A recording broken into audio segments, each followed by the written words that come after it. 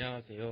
저는 서울과학기술대학교 데이터사이언스학과 데이터 마이닝 연구실 소속 박사과정 이도현이라고 합니다. 본 발표는 박스 플롯에 대한 소개 및 그리고 관련 논문 리뷰를 주제로 진행됩니다.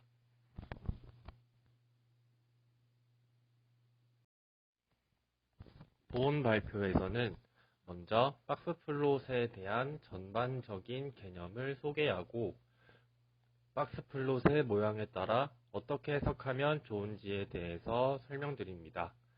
이후에는 일반적으로 활용하는 박스 플롯의 한계점과 함께 이를 해결하기 위해 지원된 관련 연구들에 대해서 소개드립니다. 마지막 결론에서는 전체 내용에 대한 요약 및 개인 의견을 포함합니다.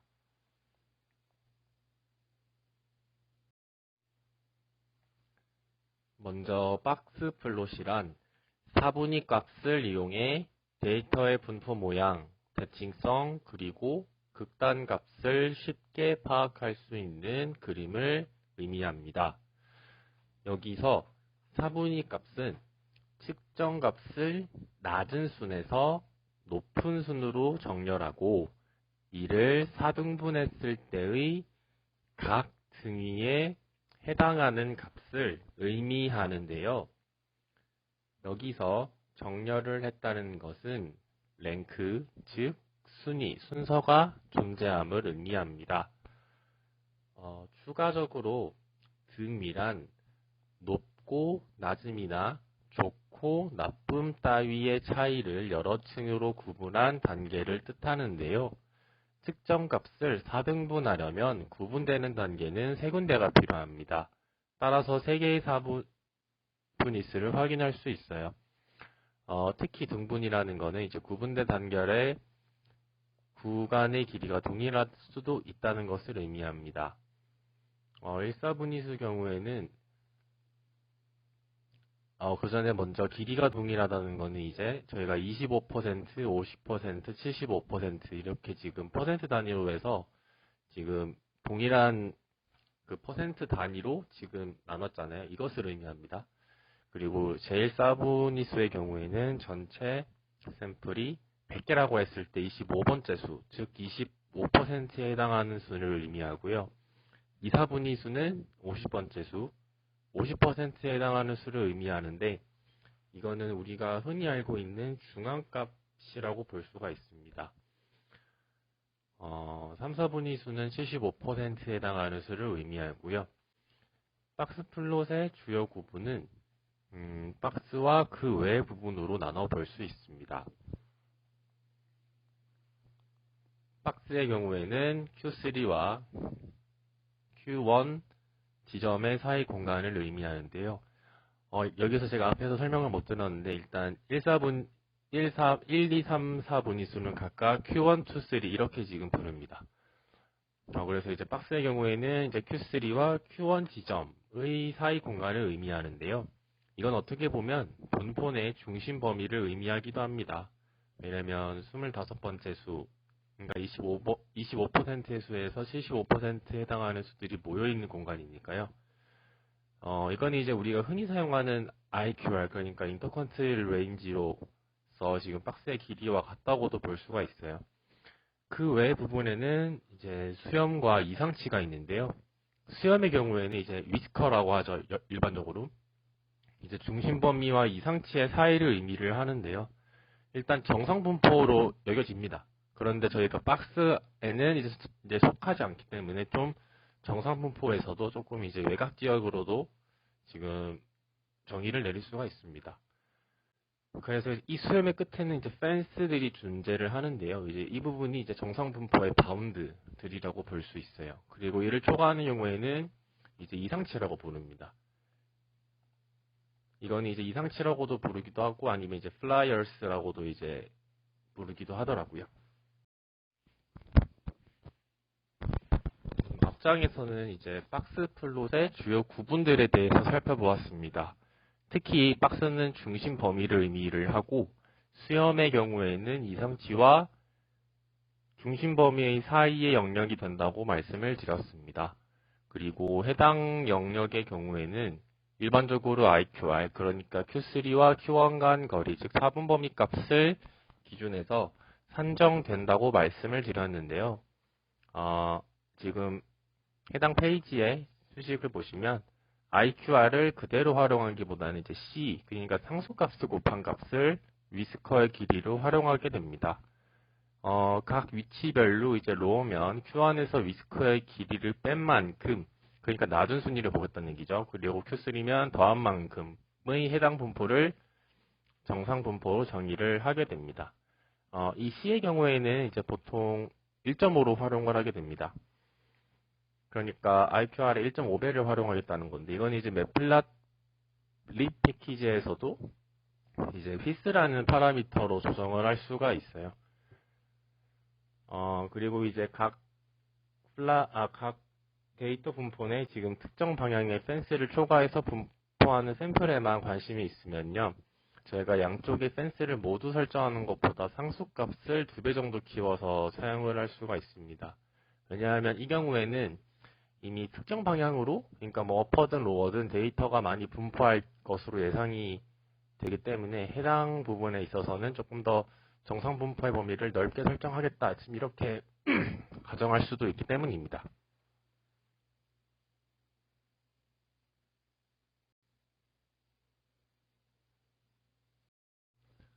그 다음으로는 이제 박스 플롯의 모양에 따라서 데이터 특성이 어떻다라고 해석할 수 있는지를 살펴보려고 합니다.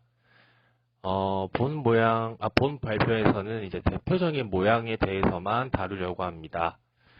이를 위해서 저희가 지금 그림에서는 이상치에 해당하는 부분은 제거하였습니다. 첫 번째 경우입니다. 박스의 너비가 짧은 경우인데요. 일단 박스의 너비가 짧다면 중심 범위가 좁아지게 됩니다. 그래서 지금 덴서티 그래프를 그려보면 이처럼 중심은 뾰족하게 형성이 될 수가 있고, 그러니까 중심 부분에서 많은 데이터들이 몰려있다라고 생각을 해볼 수 있어요. 그런데 수염의 길이가 길다고 하면 다만 이제 박스를 벗어난 범위에 대해서는 산포도가 비교적 높다고 생각해 볼 수 있고요. 그러니까 지금 중심 범위에도 일정 부분이 많이 몰려 있고 그 외 부분에서는 좀 퍼져서 존재하는 경우라고 볼 수가 있습니다. 만약에 이게 분류 분절하고 했을 때 만약에 그 중심 범위에 특정한 클래스에 해당하는 그런 데이터들이 몰려 있고 나머지 부분이 좀 수염에 위치하고 있다라면 이런 문제들은 되게 맞추기 쉬운 문제라고 볼 수가 있겠죠. 그리고 이제 위스커가 짧은 경우에는 그냥 분포 전체가 중심의 범위에 가깝게 형성되어 있다라고 해석을 할 수가 있습니다. 그러니까 데이터 전체들이 다 지금 비슷한 쪽에 분포하고 있다라고 볼 수가 있어요. 두 번째 경우입니다. 박스의 너비가 긴 경우입니다. 박스의 너비가 길다면 일단 중심 범위가 넓어질 수 있죠. 그러니까 앞서 그림과는 다르게 되게 완만한 굴곡을 이룰 수가 있습니다. 그러니까 중심 범위도 그렇게 막 그런 높게 형성이 되어 있지 않을 수도 있고요. 게다가 박스를 벗어난 범위에 대해서는 또 산포도가 비교적 높다라고 볼 수 있기 때문에 이제 완만한 경사를 가지는 병우리를 관찰할 수 있고, 그리고 꼬리 쪽에도 어느 정도 분포가 존재할 수 있다고 볼 수가 있어요. 길이가 짧은 경우에는 이제 첫 번째 경우와 비슷하게 넓게 형성된 중심 범위와 지금 위스커에 해당하는 부분들이 가깝게 분포하고 있다고 해석을 할 수가 있습니다.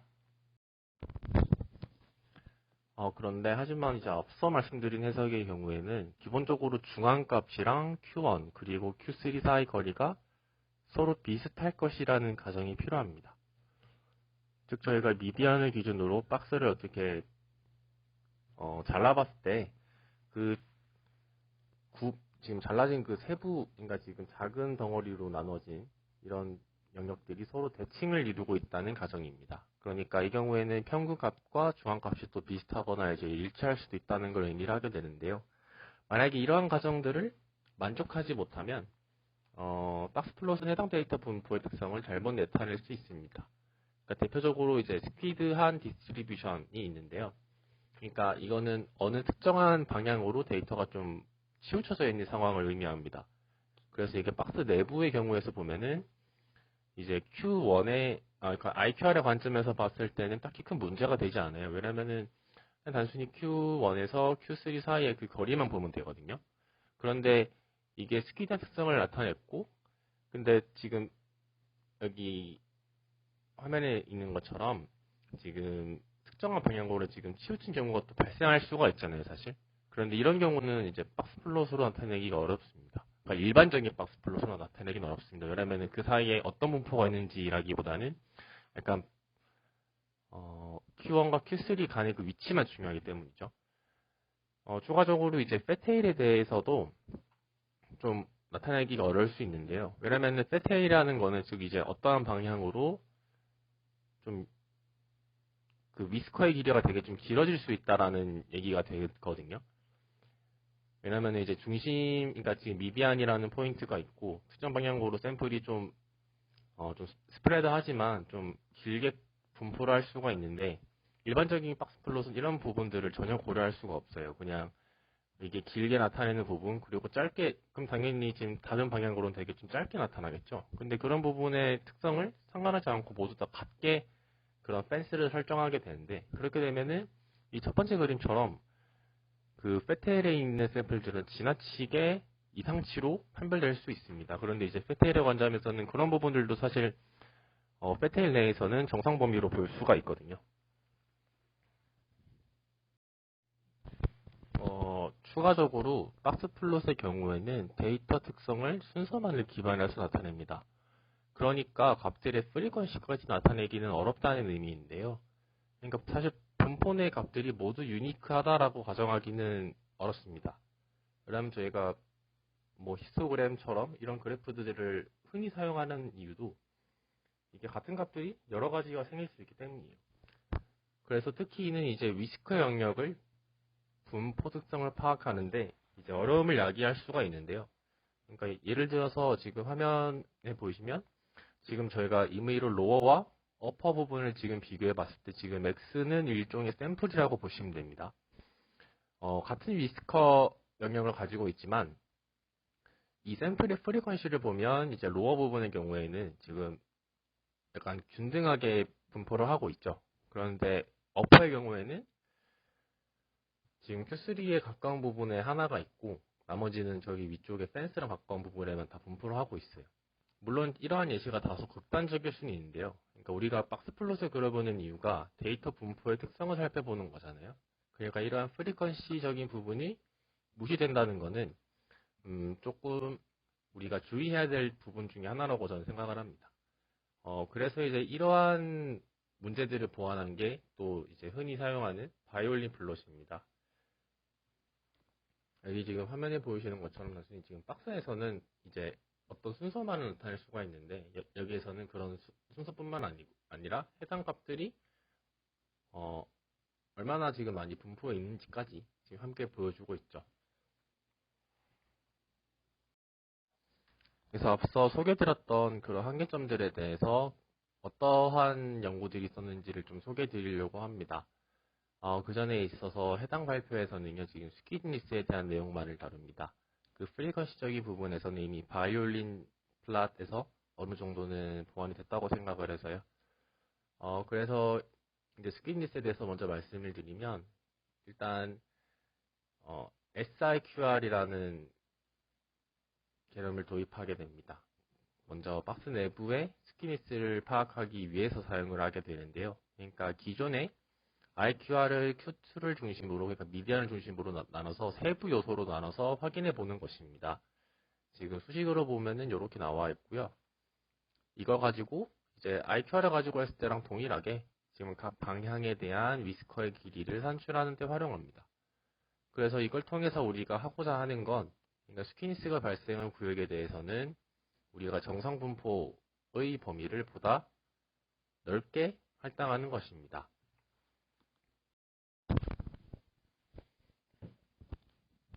네, 지금 앞서서 SIQR에 대해서 설명을 들었고요. 그럼 이거를 이용해서 어떻게 하는지를 좀 보겠습니다. 먼저 들어가기 전에 저희가 SQR은 지금 Q1 방향과 Q3 방향으로 지금 세부 구분이 될 수 있다라고 말씀을 드렸고, SRQR, UR, SR, QR, L로 지금 구분이 되는데, 이거를 저희가 동시에 명시를 할 때는 세미 엘리멘트라고 말씀을 드리겠습니다. 그래서 이제 다시 설명으로 들어가면, 공통적으로 지금 저희는 스키니스를 수치화하는데, 세미 엘리멘트 간의 그런 관계성을 활용을 하게 됩니다. 먼저 SRQR을 활용한 연구 예시를 보면 일단은 가장 간단한 건요. 세미 엘리멘트들이 서로 대칭적으로 구분이 된 거라고 가정을 해요. 그래서 단순하게 2를 곱해주는, 왜냐하면 SRQR, 그러니까 IQR에서 단순히 절반의 의미라 하니까 2를 곱해줬다, 지금 이렇게 볼 수가 있고, 이거 외로는 지금 볼리즘 코에피션트라고 있는데, 이거는 지금 수직적인 의미로는요. 세미 엘리멘트 간의 합 대비, 지금 세미 엘리멘트 차이의 비중을 의미를 하게 됩니다. 근데 세미 엘리멘트 간의 합이라면 저희가 흔히 알고 있는 IQR이죠. 일단 먼저 해석을 한번 해보면 세미 엘리멘트 간의 그 서로 값들이 비슷하다라고 하면 분자 값들은 0에 가까워집니다. 그러니까 분자 값이 0에 가까워진다는 건 이 코에피션트 값은 0에 가까워진다는 걸 의미하죠. 그리고 특정 세미 엘리멘트 값이 크다면 분자와 분모 값이 서로 점점 비슷해지게 되는데, 이거는 즉 어퍼 방향이라고 하면 1이 되는 거고, 그러니까 지금 절대값, 지금 코에피션트를 절대값이라고 표현을 하면 지금 1에 가까워집니다. 물론 이제 어퍼 방향이라고 했을 때는 1이 되겠고, 로어 방향이라고 하면 이제 마이너스 1이 되겠죠. 그래서 이걸 방향으로 이걸 가지고 저희가 지금 위스커를 구해보면 지금 아래 식으로 나타낼 수가 있는데, 이 식을 좀 해석해보면 지금 이 코에피션트 값이 최대 1이 됩니다. 그러니까 지금 어퍼 방향으로 스퀴즈 됐을 때 BC 값이 최대 1이 되고, 어퍼 방향의 위스커의 길이가 로어 방향 대비 최대 2배로 설정이 됩니다. 로어 방향으로 스퀴즈 되면 이제 코에피션트 값이 최소 마이너스 1이 되고, 로어 방향의 위스커 길이가 어퍼 방향 대비 최대 2배로 설정을 하게 됩니다. 그러니까 여기서 알 수 있는 건 지금 스키드한 방향으로 최대 2배를 더 위스커를 넓혀주겠다, 더 키워주겠다, 지금 이런 방향으로 해석을 해주시면 될 것 같아요. 그런데 저희가 사실 스키드 하다는 건 단순히 지금 2배 말고도 더 그런 정도가 커질 수 있잖아요. 그래서 이거를 지금 개선한 연구도 있는데, 이거는 저희는 앞서서 지금 IQR 대비 그 세미 엘리멘트들 간의 차이의 비중을 가지고 했는데, 여기서는 그렇게는 하지 않고 각 세미 엘리멘트들이 서로에 대한 비중을 지금 스퀴드니스에 대한 정보를 활용을 하고 있습니다. 그러니까 이들이 서로 같은 값이면은 지금 1에 가까운 값을 산출을 하게 됩니다. 그러니까 사실 이 비중 값만 떼면은 지금 IQR만 가지고 하는 거랑 완전 동일하거든요. 그러니까 이 해당 비율이 지금 1이 되면은 그냥 IQR만 가지고 한 거랑 똑같아져요. 그리고 특정 세미 엘리멘트 값이 커지면 해당 방향으로 위스커의 길이가 더 길어지는데, 이거는 기존, 그러니까 지금 앞서 소개드렸던 그 코에피션트와는 좀 다르게 뭐 2배 이상으로 더 커질 수도 있어요. 왜냐면은 사실 지금 분모로서 뭔가 그 제한이 되었었잖아요. 그러니까 SRQR, 그러니까 세미 엘리멘트들 간의 합으로 뭔가 분모가 좀 고정이 되어 있었다면 여기는 그렇진 않습니다. 그러니까 분모에 해당하는 요소에 비해서 분자에 해당하는 값이 훨씬 더 크다라고 하면 2배보다 훨씬 더 큰 값을 더 위스커를 길게 만들어줄 수 있겠죠. 그리고 이 해당식은 조금 복잡해질 수가 있는데, 이거를 지금 앞서 말씀드렸던 그 보일리즘 코에피션트를 활용해서 식을 조금 팬시하게 만들어 볼 수도 있습니다. 그래서 지금 이거는 이제 수식 각 요소에다가 넣어보면은 지금 처음에 말씀드렸던 식과 동일하게 나타나요. 그래서 이렇게 될 수도 있다라는 걸 지금 보여드렸습니다. 박스플롯은 사분위 값을 이용해서 데이터의 분포 모양, 대칭성, 극단 값을 쉽게 파악할 수 있는 그림입니다. 박스와 수염이 주요 항목이고요. 수염의 경우 일반적으로 IQR, 그러니까 Q3와 Q1 간 거리를 활용해서 산출합니다. 사분위 값, 특히 중앙값의 경우에는 스키디안 디스트리뷰션에서는 해당 분포의 특성을 나타내기 어렵습니다. 따라서 IQR을 어퍼 파트와 로어 파트로 구분하고 이들 사이 관계를 수치화해서 스키니스를 특정하게 됩니다. 이를 통해서 스키니스가 높은 쪽의 위스커의 길이를 더 길게 설정하고요. 그렇게 되면 자연스럽게 이 펜스도 더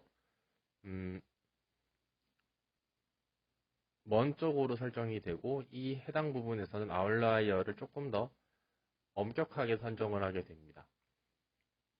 그리고 챕터2의 경우에는요, 단순히 저런 연구가 있었다라기보다는 그러니까 세미 엘리멘트 간 관계를 이제 수치적으로 어떻게 나타냈고 지금 제가 소개드렸던 부분에서는 주로 분자와 분모 간 관계로 나타내었죠.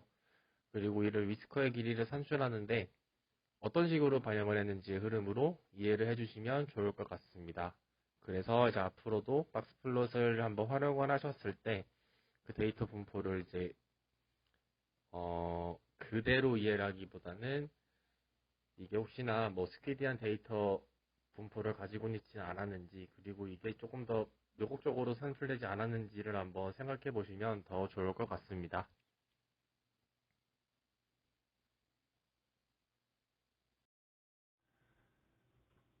이것으로 제 발표를 마치겠습니다. 감사합니다.